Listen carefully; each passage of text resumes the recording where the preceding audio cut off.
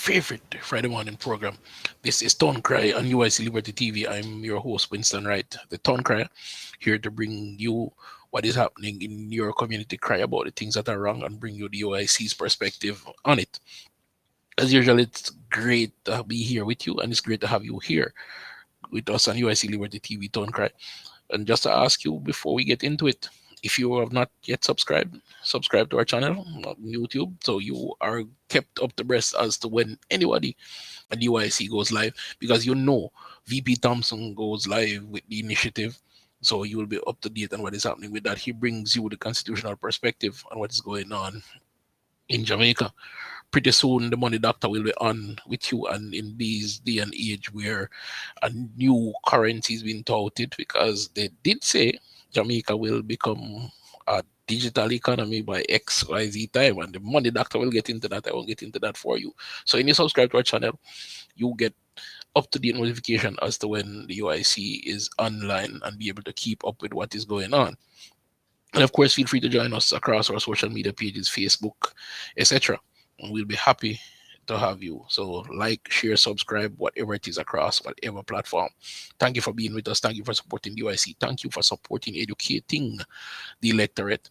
And as usual, I have to give a big shout out to all those who are on with us on a regular every Friday morning. Maroon X especially, you're always here with us. Brother Hassan is always here with us. VP Thompson, always here. I know the president tried to get on when he can, and all the other uniters who are here with us. And again, if you haven't gotten your copy of the newsletter, feel free to drop us a quick note on Facebook or WhatsApp to let us know. But I know the outreach team is sending those out as we speak, so people are getting them in your inbox. Quite a lot have gone out already. Now we have a jam-packed show today, so we have to definitely get into it and just start going through the pieces so that way everybody can be up to date as to what is going on. Now, it's been a quite busy week for Jamaicans, and I'll skip the usual controversy because that is another show for another time. But just to give you a laugh, just to share with you what is being touted by the editorials, and just bear in mind that this is all a distraction from what is going on. They don't want you to take what is going on seriously, so they give you what they call comedy relief from your stressors. Okay, but if you're focused like the UIC ask you to be and pay attention to the real issues, see what is behind your smile, what is behind your lies, then you'll know that all stuff like this is just a distraction. Because if it wasn't a distraction, this guy would have been fired a long time ago. Okay, not be even before it gets to this. From it came to the operations in terms of the money dealings with Market Me, for example, and other matters in his ministry. He and his PS would have been fired already, because they have been acting in what can be considered very questionable manner. So we're not going to be distracted by that. We see it, we laugh at it, but just know that the UIC sees what is really happening, and we pay attention. And while they have us here, people are busy applauding what is going on. Oh, the budget was read and everybody is clapping at the massive giveaway budget that was just read, and nobody is stopping. Well, very few people there. I know the UIC and the UIC members are asking what is going on. I mean, yes, we know that they have destroyed the economy, destroyed small businesses. They have dragged our economy down to the gutters where it has never been before, and they continue to do so over the years. And last week, I quoted the finance minister, what he said, that 75 years off 16 IMF programs. So they know what they're doing. They don't want to empower us. They don't want us to earn. They don't want us to realize our potential, because they always want to be Lord and Master. They don't want to bring parity, equity to our living. They want to be able to stay on their mansion in the hills and look down on us in the quote unquote ghettos in the slums. But the UIC isn't here for that. The UIC is here to serve one another, just like great Marcus Garvey envisaged Black economic empowerment. We envisage Jamaican economic empowerment firstly, then regional economic empowerment, then empowerment of every Black in the diaspora. So it's a tall order, and Winston alone can't do it. As a matter of fact, Winston doesn't have the lifetime to do it. It takes a collective consciousness of the Black people for us to educate ourselves and educate our kids and hold our leaders accountable to bring Black nationhoods throughout the world to a new level of prosperity by understanding. We see the other ethnicities and how they thrive, and we don't envy them. We just understand what the shortfall is in our community. We have never been given the opportunity to thrive because we've always been fighting to survive. Now we need to prioritize surviving into the next generation. While we're fighting, we need to also multitask and prioritize surviving the next generation and beyond, because you're getting more sophisticated in their developments, the means by which they control and subjugate us, especially our own people, those quote unquote neo-colonialists. So let's not applaud their budget that is giving away swats of money. Let us know what it means for us. It means that they're selling us further into debt. They're putting us more and more in the hands of the colonial masters by way of them holding us at ransom with the various fictitious lending that they carry out. But again, we'll leave that for the money doctor. Let's focus today on the big question. The big question is this a budget that can liberate our pockets? I'm keeping it real local, our pockets. So your pocket, you who are earning minimum wage, all right? And you know what the minimum wage is. And the strange thing in doing research over the past couple of weeks as to the consumer price index and inflation. The consumer price index is simply the value of the average goods and services that a household buy and how the price of that has changed. And in doing the research, there is very little information from our own statistical institute available publicly. They might have the information, but available publicly about the movement in our consumer price index. Now, I've gone through their website and looked, and if I missed it, somebody please send me the link. But there's very little information on it. And whenever I look at my country, or even another country, whether I consider doing business there or working there, whatever it is, I always look at the consumer price index. Why? It tells you how strong the economy is from a consumption point of view. How is consumption in that country? Will your money be able to buy things, and will that value be sustained? So right now in Jamaica, we know we're feeling it. Every time we go to the cash register, we see that till just keep rolling over. It's because we have no price stability in our economy, thanks to the destruction of our economy by those who would profit for themselves and not for the country. There's no sense of nationalism in Jamaica, no sense of patriotism. But the UIC understands that, and we don't advocate a closed economy. We advocate an open, free market. But what we do is make sure our people in our marketplace has a level playing field to compete with everybody else. And what you know about a Jamaican, once the field is level, he will compete and he will win, or she, to be gender neutral, will win. All a Jamaican needs is opportunity, and that is what they're not giving us, the opportunity. So my big question again, is the budget one that can liberate our pockets? And it's something that we need to look at seriously, because they just read the budget. And there's a lot to pay attention to. Now, everybody who knows me knows that I'm an advocate of the credit union movement. I've been a member of a particular credit union for more than 20 years. And I'll be honest with you and say, they and I have had ups and downs and not seen eye to eye. I won't call any name. And in recent months, I've taken them to task, seriously, to task about certain things. And, they do provide great opportunities, great opportunities to persons. Now, everybody knows that a credit union is just simply, to put it loosely, a group of people that come together and pool their monies and say, okay, let's operate like a bank. But it's not really a bank, because it's not for profit. You're a shareholder, therefore you own it, and whatever earnings it is comes back to you in terms of membership benefits or even a little interest. Okay, and you can get quick loan, easy loan, cheap loans. When you look at a credit union loan, the interest rate compared to a commercial bank, the credit union loan, interest loan is way lower. But guess what? In this budget, while we were busy clapping, as I said before, we missed that the finance minister is going after the credit unions. They want to rope the credit union movement into the mainstream banking facility. Now, if you do business at a commercial bank, you know what kind of cesspool that is, where they gorge your eyes out with fees. Their interest rates are ridiculous. And I still can't understand why people go to these fictitious places to do business, but people do.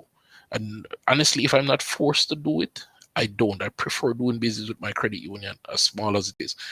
But yes, they're going after them, and this is not the first time. Not the first time. So what the Minister of Finance wants to do is this year they're promising that they will be advancing two pieces of legislation to bring the credit union into the general banking system. All right. They want to bring the operation of credit union fully under the supervisory and regulatory regime of the Bank of Jamaica. And of course, we know the Bank of Jamaica is not really a bank for Jamaica. They are a for-profit institution, which means they'll operate, even though the money comes to the country, it will operate like a like a commercial bank. So they're digging our eyes out just the same. But anyway, so they want to bring the credit union under the control of the Bank of Jamaica. And on top of that, well, my good members that are joining me, let me just take the time to welcome the president, Mr. Joseph Patterson. He is joining me, and the money doctor himself is here, and I am extremely pleased. Morning, Joseph. Thank you for coming. I am fine, thank you. I was just talking about the budget, and it's good to have the money doctor on to help me explain this, because I am no mathematician, I am no economist. So help me understand. And right off, I'll go at you and ask you, if the BOJ succeeds in bringing credit unions under its control, what does it mean for the small man? Okay, it means simply this. One, the monopoly of the big banks expands. It means that the small man's options will be limited. It means that the cost of doing business through the banks will increase. And it means that a few will get richer while a majority get poorer. That's simply all it means. Wonderful. And I have that listed there as some of the pros and cons of what is going on. But, you know, it is strange that the minister who is giving away so much would want to go after the credit unions. And they've been doing this for a while, as far back based on research from 1999. Yes. Tell me, why would they want to go after the poor man's bank? It's simple. They do not want the poor man to get rich. They don't want the poor man to stop being poor. In fact, both parties have always told us that they love the poor. And they love the poor so much that they do everything possible to regulate the poor out of the economy. And when I say out of the economy, I don't mean that they don't want the poor in the economy. They want the poor in the economy the same way the slave master want the slave in the economy, to work for them. Just as a consumer. To enrich them. And not just as a consumer. They want them as cheap labor as well.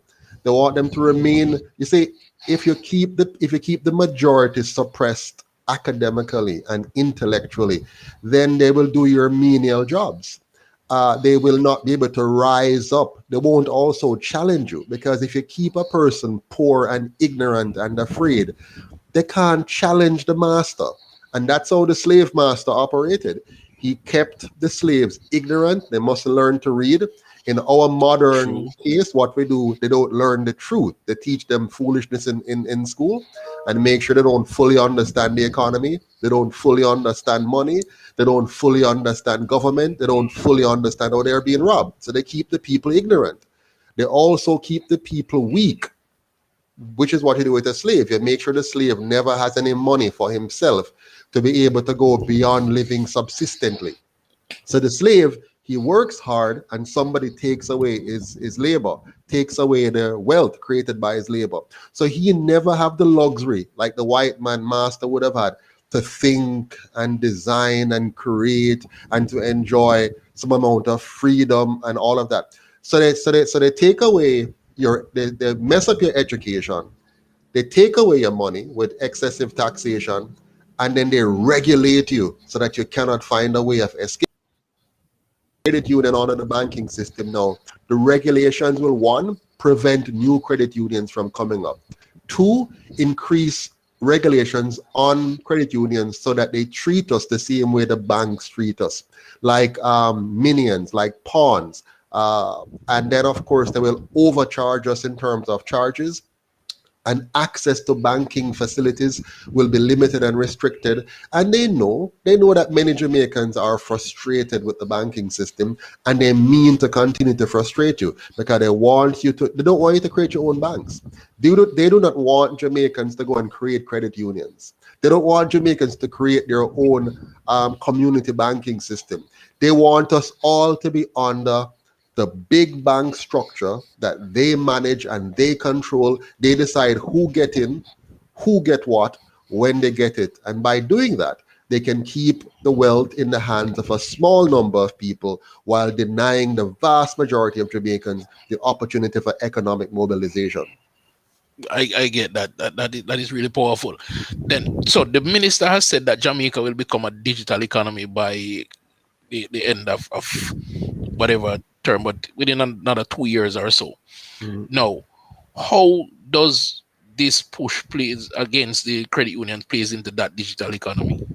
Well, either way, the goal of the digital economy under this government and under the globalist powers is about control. So the goal is to now digitize money so that they can monitor and control our spending of money. So, for example, at the flick of a switch, they can turn off your ability to engage in transactions. Because if money is not paper or a piece of metal or coin or something where you can store it and hide it and do whatever you want to do whenever, if it's now digital, then you're now giving a corrupt government, a government that has not worked in our best interest for over 70 years. You're now giving them the power to turn on and off your ability to engage in transactions. They can decide, listen, allow everybody else to do whatever they want except Joseph. Turn him off. Oh, turn off Winston. So Okay. more control. Yeah, man, they can say, okay, make sure Winston can only buy grocery. So if he's buying something outside of the grocery market, turn him off. Because that's what digital does. Digital allows for greater control of the human species. No, digital is not bad enough. It's just digital in the hands of a bad system And that's and what I was wicked gonna people. ask. The hands of a bad, you see, if we don't fix the system first before we give the government power over digital money, all we're doing is giving away the rest of what little freedoms we have left. That was the next question I was gonna ask. Is there a way to have this quote unquote digital economy without the level of corruption and arrogant control that this government seems to perpetrate? Absolutely. If you notice, the UIC has a system of governance that creates proper controls. We separate the legislature from the Senate and from the executive. So now you have three counterbalancing elements. Then we remove the judiciary completely, from interference of the government. We set up a proper justice system that is accessible to the poor, accessible to everybody without being prevented by cost. And we at the same time change monetary policy so that money becomes real and no longer a fictitious element that we call a currency. Once you do all of those things, then digital money is fine because now money will be like a Bitcoin, for example, which is not centrally controlled by any human being, but rather is controlled by an algorithm that is designed to give everybody equal access without giving anybody monopolistic control. So if we don't have that framework in place and system in place, then giving the government more power over our credit unions, more power with a digital currency, more power by having them control and hold our economy by our necks, then we are simply giving away our freedom and marching right back into slavery of another form. Now, my suggestion to my fellow credit union members, because the credit union has resisted government control since way back then, and I said the attempts at governmental control goes all the way back from research to 1999, and the credit union league has resisted it. My suggestion to my fellow credit union members is to, as a member, you have a vote, go to your credit union meetings, speak out, exercise your control over the operation, because that is what the credit union offers, why that other banks don't offer direct membership control, because you're a direct shareholder and you go to meetings, you vote, etc. So go to your meetings, let your voice be heard, and most importantly, demand that your credit union stand up to the government. Now, under UIC government, how would we treat credit unions? We'll treat all bank type establishment the same way. They will have the freedom to come into existence and to operate freely, provided they do not engage in force or fraud. This is very important because what is a bank really, or a credit union? It is simply a group of people coming together to say they want to create a system that will facilitate their monetary transactions. So savings and lending, and doing so in an environment which is safe, which is free from fraud.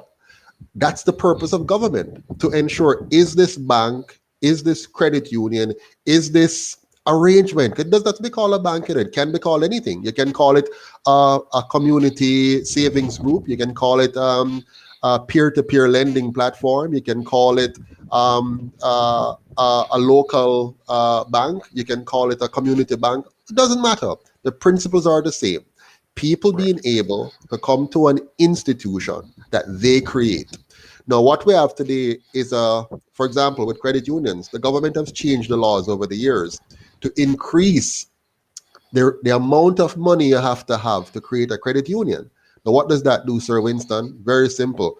The more you increase the amount of money required for you to operate, is the more you eliminate the small men from operating. So let's say you, Winston, in your community, 10 of you decided you wanted to create a credit union or any other form of system like that. The government will say to you, here is a long list of requirements that you need to meet, excessive requirements, and then they're going to set a very high monetary value. So you can't start. So what I want you to do is to stay with just your little partner, because they don't regulate partner. You know why they don't regulate partner? Because partner is way at the bottom and does not allow for the kind of maximization of grassroots economics that we want. Because all you're doing is giving somebody some money and getting it back at a particular period of time. So you don't get the compounding effect. You can't enter into investments. So all of this. So the UIC is going to create what we call free banking, which makes it free for more and more banks and credit unions and financial institutions to exist.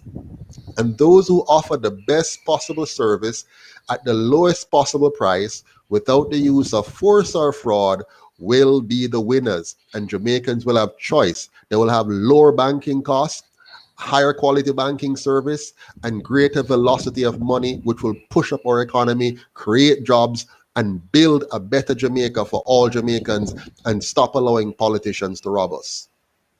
If we look at part 2 of the BOJ Act, we see where the Bank of Jamaica is a body corporate, which means it has a profit motive, right? As opposed to credit union. What does it mean to a business named the Bank of Jamaica to bring the masses of credit unions through Jamaica under its umbrella?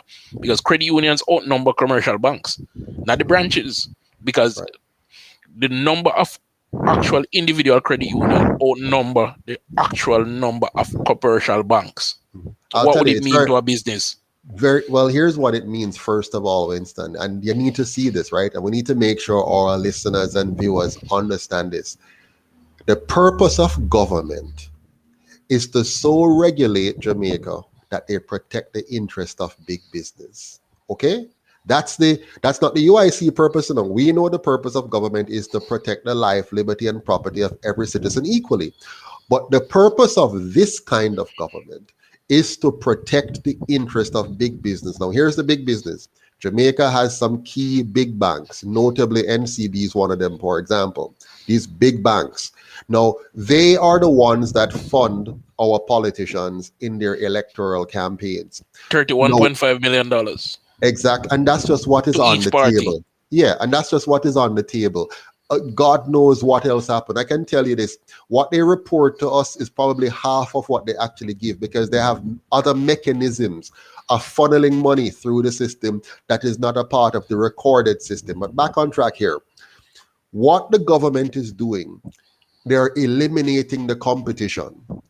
When they create regulations for the credit unions, these regulations, first of all, will say it's for the good of the society. Then they're going to increase the punitive measures. So one by one, you'll see credit unions closing because they won't be able to keep up as they put in more and more regulations, more and wringing it in little by little.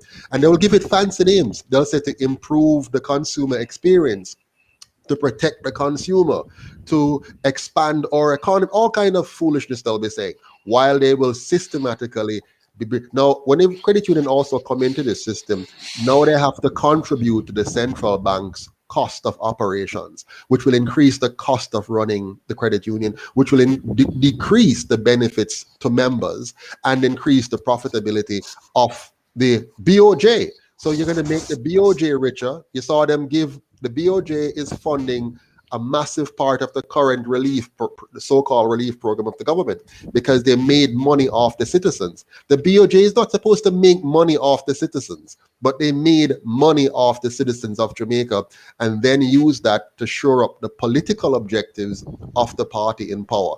So watch me now. The UIC is going to mash up all of that. We're going to bring banking back to where it belongs, in the hands of the people, by having a true free market banking system where the government focuses on protecting the rights of citizens rather than protecting big banks. Well said, Joseph. Well said.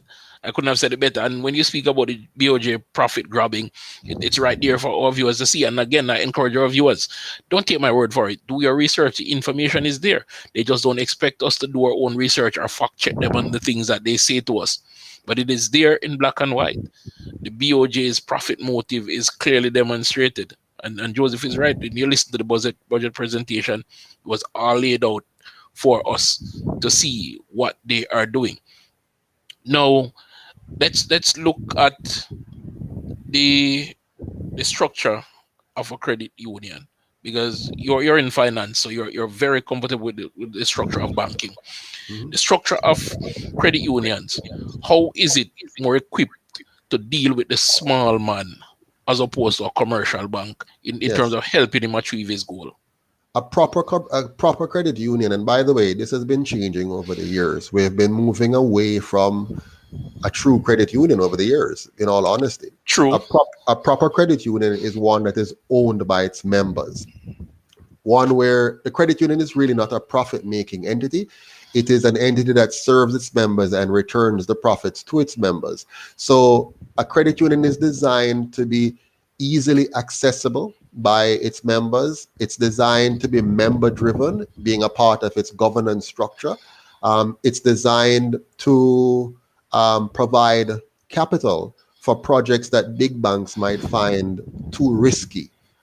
It's designed to be close to the market in the community, so that it understands what it can lend money to. And because the members are the ones borrowing from it, it really is a different kind of situation.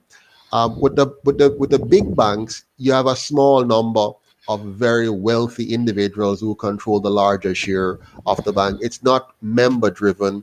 It's wealth driven, and it's driven by the interest of a small subsection. So what we're about to lose, and have been losing over the years, again, all of this by government regulations, because when you make it hard to form credit unions, you give monopoly powers to those that remain.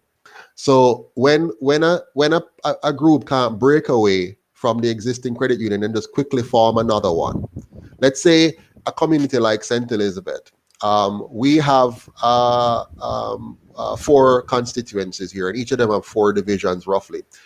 If you had a credit union in each of those divisions, they're closer to the people, they understand the people, and the small man, the small farmer, the small shopkeeper, the dressmaker, the carpenter, the shoemaker, they can quickly and easily interact with people they know, with themselves, people they work with, they live beside, and good governance structure, and they can get loans at low cost, and they can do business.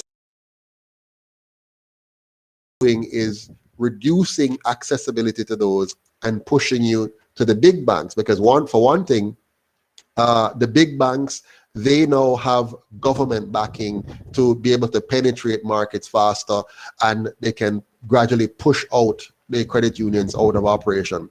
Instead of flipping that around, where the government should be facilitating more and more credit unions. So the capital within communities can grow faster, become quickly available because the people know each other and are working for the benefit of their communities, as opposed to the benefit for a small number of very wealthy shareholders in the big banks case.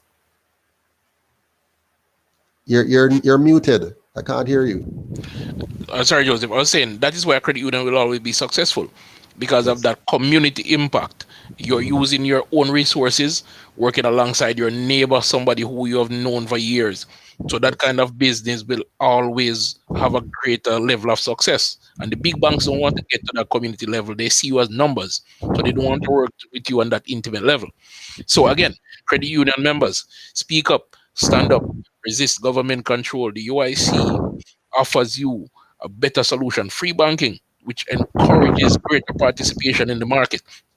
Now, my other issue, Joseph, is this budget.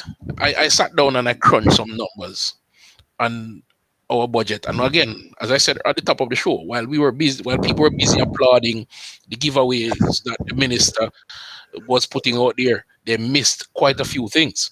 And I'm trying to help bring them. Winston, quickly, how can it be a giveaway budget when so many roads in Jamaica are still in disrepair? So many hospitals are still of a low standard. So many schools are still of low quality. So many Jamaicans are still unemployed. I mean, people's vehicles are being mashed up on the roads because it's poor. So how can you be giving away anything when you haven't addressed the simple things that we need? For example, safety. Jamaica remains one of the most unsafe countries in the world in which to live. It remains one of the dirtiest place on earth in which to live because it's not being cleaned and maintained properly. And our infrastructure is bad. So tell me something, where the money there for giveaway if they're not taking care of if I am still unsafe, my country is still unclean, and we're still disorderly, and our roads are still bad? Where is the money to be given away to talk about a giveaway budget? And that is the thing, Joseph. They perpetually keep pulling the wool over some people's eyes. And not to knock the people, this is a very sophisticated con that they keep missing, because they'll wave one hand, look, we're giving, and the other hand that you're not seeing is taking. And that is what just happened. Because look at it. As it is now, before the mass borrowing that will need to take place to satisfy this budget, before that, we already owe $2.216 trillion, a little over that. That's what we currently owe. All right. Now, they are proposing to use from this budget $272 billion for repayment for this financial year. But that's just a drop in the bucket. Because if you look at it, with our population size, at that repayment rate, if the exchange rate doesn't fluctuate, which we know is impossible because of the kind of conmanship they operate, right? If there's no penalties and interest charges, which we know is impossible because of the kind of institutions that they have gone to borrow these monies, we will pay off this money in 815 years. Yes. So if our population remains. Right. So double that then for the reality, because here's the reality. 2.8 million people are not working in Jamaica. The working population of Jamaica, the earning population, those who have a real job or have a sustainable business, accounts for about 800,000 Jamaicans. So you really should divide that number by the actively engaged working Jamaicans, because a larger portion of that are young people, who are unemployed and are not even being educated and trained to become employable. So that's a big problem. Secondarily, inflation continues. Any amount of money that the Jamaican earns. So what, for example, the government said to us now, no taxes, right? No taxes. This is a budget where there's no new taxes, no new taxes, right? No new. So to tell me, is this a tax? Last year, when you bought a full basket of groceries, it cost you $10,000. This year, it costs you $16,000 to $18,000. Is that a tax? Yeah, of course. Did your income raise by the same amount of increase in the cost? They said, no, you lost So value. exactly. So what they have done, hear what they have done, Winston. They say no new taxes, and they're right. No new above Direct tax. board, direct, clearly labeled taxes. But we're going to kill you with hidden taxes, the hidden tax of inflation, because they have inflated away the value of your money. So if you were a person earning $1.5 million a year last year, what your $1.5 million could buy last year, you can only buy 70% of that this year. And So, I mentioned that at the top of the show when I okay, talked about doing research and the CPI, yes, and yes, could not find any. For example, and I don't want to get too much into it to bore the viewers, but the information that CPI, you can't even find that. You exactly. can't You even don't find that. you don't even know what is it. What is it that truly constitute this so-called basket of goods that makes up the CPI? How do they collect that data? How effective is their data sampling, their statistical sampling?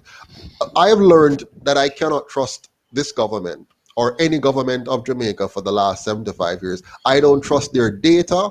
I don't trust their analysis. I don't trust their forecast. I don't trust their projections, because so far, everything they have told me over the last several years have been a It's lie. been wrong. They Yes. told us that they would control the exchange rate, yet still we have gone from 2 to 1 to 150 to 1. How that? How can they be telling me they're managing my economy? They're Well, it's managing our economy, and it has gone because from 2 to 1 to 150 to 1. they keep going to predatory lending agencies like the IMF and the World Bank. The Hold on, IMF was when the stop. IMF was here the other day, they Yeah. told us that our currency was not backed by any real value, so we need to devalue it, Oh, hold on. which we did and wiped out people. Why on earth are we even going to the IMF and the world? We don't need to go to the IMF and the World Bank. It's just that our leaders have signed on to a defrauding system called central banking that they have signed on to and made Jamaica party to a monetary system that's fraudulent, which is stealing the wealth of Jamaicans every single day. All we have to do is cut up that agreement, separate ourselves, and start printing and producing our own money and back it by our production, making sure that the two of them are linked, our production and our currency. And the government never needs to borrow again for a day in its life. No government, by the way, has to borrow unless their entire country has been devastated by a massive flood and earthquake and typhoon and tsunami, and everything is gone. So the people are completely destitute. Once you have working people who are actually producing, who are planning and designing and producing and selling, you do not need a government that is borrowing, because the government can print as much money as it needs to provide the safety, the cleanliness, and order that the people need to go about their business to produce. So the people will earn. You see, what is government? Government is simply a product. It's a product whereby, just like you buy mackerel and milk and bread and sugar, you're buying a service called government. So you and I must put aside a piece of our earnings, like I call it 10%, and say this 10% is to pay the government to do what only government can do, which is to create a safe environment for me, a clean and orderly one. And that's what we're paying for. We're paying for a service. The government then uses that money to provide that service, and we now buy the other things we need. Instead, what we have is a government that continuously takes more and more and more of our money. Responsibility. Yeah, it create fake responsibilities, because it doesn't need to be in every part of our lives, but it has taken on this so-called responsibility to be all over our life, all over our economy. And in the end, what they give us, we don't have a safe environment, we don't have a clean environment, we don't have good order, we don't have good education, we don't have good health care. So why on earth you're taking 40% of my GDP? Why are you taking 40% of the money me produce and using it to not give me the service I am asking for? Government is like a supermarket. You must be able to go there and you buy your grocery. You come home and say, summer grocery here, I buy it and I get it. Same way, if I take 40% of my money, I must see the product. I must see a clean environment. I must Nope. see a safe Jamaica. I must see good No. health care. I must see No. good education. And if me not No. see that, give me back my money and come out of my business and let me go buy the product from somebody else. And that's where UIC come in. We are that alternative. But before we have to close, because it's time to close, Joseph, just to point out, I love that. That was very eloquent, and I hope the people heard that. But just to point out that what you have said about the economy, people might, and these pseudo economists in Jamaica will be like, oh, what he's talking is crazy. That will lead to hyperinflation. One of the biggest country in the G15 is known, documented to do that. Now, if you want to know who, go do your research. And that is why that country is one of the biggest industrial power in the world right now. So if they want to know who, go and do their research. So what you're saying is not crazy. It is being done. It's just that what our gullible politicians keep running to these predatory multilateral lending agencies with their handout and their tails tucked neatly between their legs, begging. Yeah, because it's easy. It's easy. It's easy for you to borrow money and spend it than educate Jamaicans properly and lead Jamaica properly and create a proper Jamaica. Just borrow and spend and then hope to get your 5 years in office, thief some of the money, win another 5 years, thief some of the money, and then you lose the next election and come back 5 more years, come again and thief some more money. They just send a friend to do the same thing. Absolutely. And come back after 5 years. And you blame each other. And you blame each other and get us distracted so we don't see the truth. But the time for that kind of politics is over, Winston. And you and I and the rest of the members of the UIC must make sure that Jamaica have a proper government come the next election.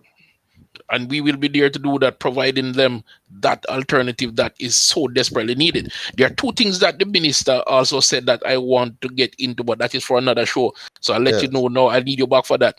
He said that they have suspended deficit spending. Sorry, they have suspended the rules to allow deficit spending. Exactly. And you and I know what that means, but we need to let the viewers know what that means. He also said that they're going to run with it. They're going to run. Tell you what, they're going to run with it. At your expense and mine. At your expense and mine, because we're going to pay it. Yes. Look at it this way. Right now, if every Jamaican that is on record to be alive was to say, I'm going to pay off the national debt, they would need to come up with $751,865.67. Exactly. I remember that number includes children. So if you take out the children, every one of us who are able and are working productively now, that is we going to face the burden. Is not a child who have to pay 751. It's a parent with 4 children. So it's 4 times 751 plus the mother plus the father. That's 6 times 751 that family has to pay to pay off this debt. Not gonna happen under this kind of government. Exactly, 815 years, and that is with the flaw that you point out in my calculation. But just to point out, look at your newborn child, just born yesterday, or 1 year old, or are not even in primary school as yet, and they already owe $752,000 roughly. Right? Newborn child already owes $752,000. Think about that. Yes. And UIC is a must for Jamaica. And some students right now who just finished university owe $5 million and will not see a job unless they can fly out of Jamaica as quickly as possible. To pay that back. Yes. So it's like being on the perpetual credit treadmill. It's like going to the higher purchase place, buying a piece of expensive furniture that you know you don't have the income to pay back, and struggling paying the basic amount and struggling to pay it off. Joseph, and probably never will. I have to run now anyway, so take care and thanks for having me. It's great having you on. We need to come back for those 2 issues. Ladies and gentlemen, the president of the UIC, the money doctor himself, Mr.